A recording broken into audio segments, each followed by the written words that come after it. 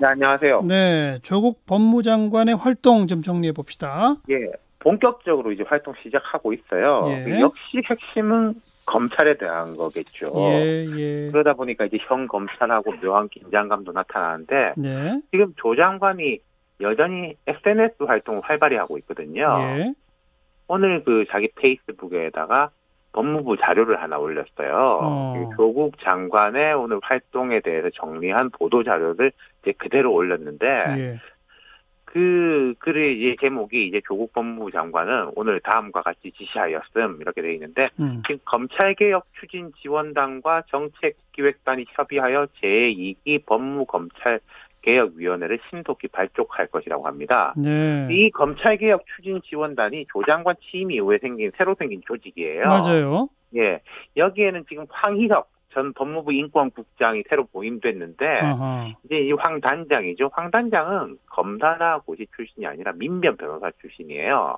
예, 예, 현 정부 들어 법무부 이제 인권국장으로 개방형 직위로 들어왔는데 예, 이제 실질적으로 이 역할을 맡게 되면 아마도 좀 검찰 개혁을 담당하게 될 것 뭐 같고. 그동안에도 검찰 개혁에 대한 강한 소신을 밝혀온 사람이라면서요. 맞습니다. 네, SNS를 통해 가지고 지금 최근에 검찰도 이제 강하게 비판도 했고 그랬어요. 네, 이렇게 이 위원회는 비법조인의 참여를 확대하고 지방검찰청 형사부와 공판부 검사도 참여시킬 것이다. 이렇게 밝혔는데 네, 결국 이게 특수부 빼고 이런 느낌이 있는 거 아니겠습니까? 그리고 또 이제 법무부 감찰관실, 대검찰청 감찰본부의 활동을 활성화하고 구성을 다양화할 것이다. 예, 검사 비리 및 위법 사항에 대해서는 더 엄정한 기준을 적용하여야 지금까지의 관행과 구태를 혁파할 수 있음을 명심해야 한다. 이게 이제 장관 본인의 말을 자기가 이제 다시 올려놓은 거예요. 그렇군요. 그럼 이쪽 감찰 쪽에서는요. 예, 지금 최근에 보면 이제 검사들의 아주 구체적인 비리보다는 그 특수사건과 관련해 가지고 피의사실 공표 있지 않습니까? 그렇죠. 이게 항상 좀 논란이거든요. 예, 이번 지금도 논란이잖아요. 이 부분을 좀 집중적으로 들여다볼 거다 이런 이야기가 많아요. 네, 네.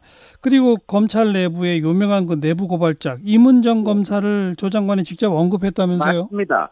조 장관이 이렇게 이야기했어요. 검찰개혁 추진 지원단은 법무부 감찰관실과 함께 이문정 검사를 비롯해 검찰 내부의 자정과 개혁을 요구하는 많은 검사들로부터 의견을 수렴하여 개선 방안을 마련하여 보고할 것 이렇게 지시를 했습니다. 네. 지금 민 검사가 검찰 내부 문제에 대해서 여러 이제 고발자도 잘 알려져 있는데 최근에 보면은 검찰 전 수뇌부를 경찰에 고발했어요.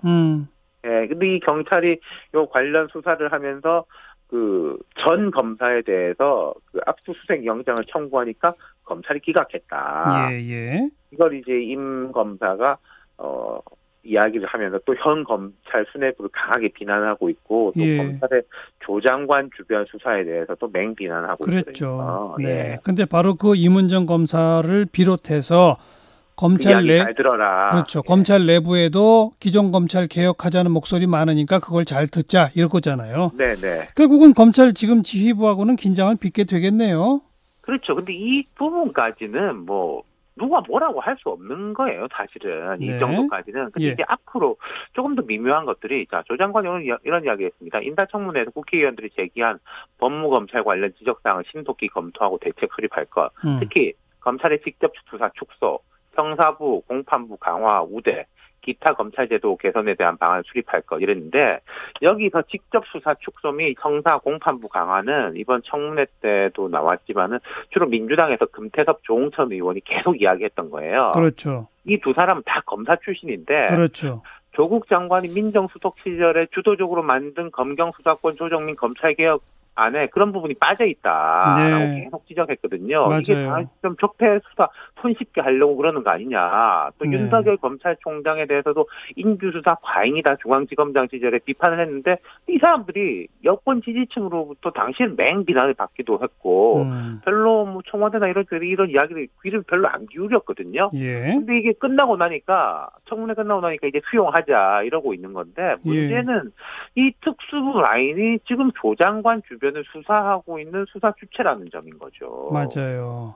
수사 주체인 특수부는 줄이고 형사부 공판부를 키운다. 이렇게 해석된다는 얘기 아니겠습니까? 그렇죠. 네. 그거하고 이제 해석이 겹쳐지는 게 바로 어제 밤부터 이어진 보도 때문입니다. 한 가지 보도요. 네.